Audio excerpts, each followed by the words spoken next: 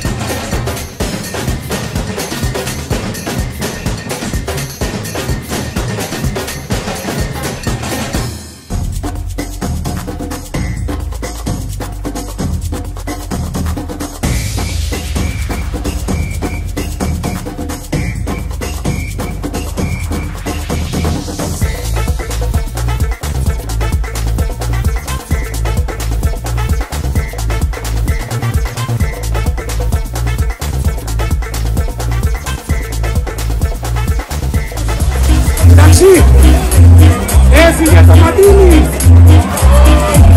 Γιατί να βλέπουμε! Έφυγε το Ματίνι!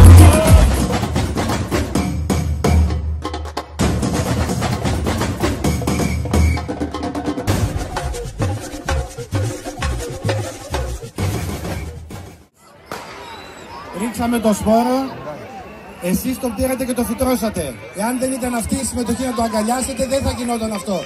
Συγχαρητήρια σε εσάς. Σας ευχαριστούμε πολύ για τη συμμετοχή. Αν δεν ήσασταν εσείς, δεν θα είχε γίνει τίποτα.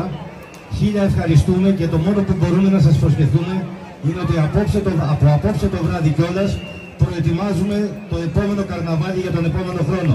Σας ευχαριστούμε πολύ. Εγώ θέλω να ευχαριστώ όλους αυτούς που συμμετείχαν και βοηθήσαν να γίνει όλο αυτό το πάρτι σήμερα. Τους υπαλλήλους του Δήμου, τα σχολεία, τους συλλόγους γονέων και κηδεμόνων που μας βοήθησαν πάρα πολύ και τους εθελοντές μας. Καλή διασκέδαση και ευχαριστούμε ότι του χρόνου θα είμαστε πιο δυναμικοί. Και του χρόνου λοιπόν, η αλήθεια είναι από εσάς με εσάς, γιατί σε εσάς αξίζει όλο αυτό που έχετε κάνει. Εγώ εύχομαι μέσα από την καρδιά μου, έτσι να είναι η Σπάρτη, πάντα χαρούμενη, δημιουργική, γεμάτη χρώματα και χαμόγελα.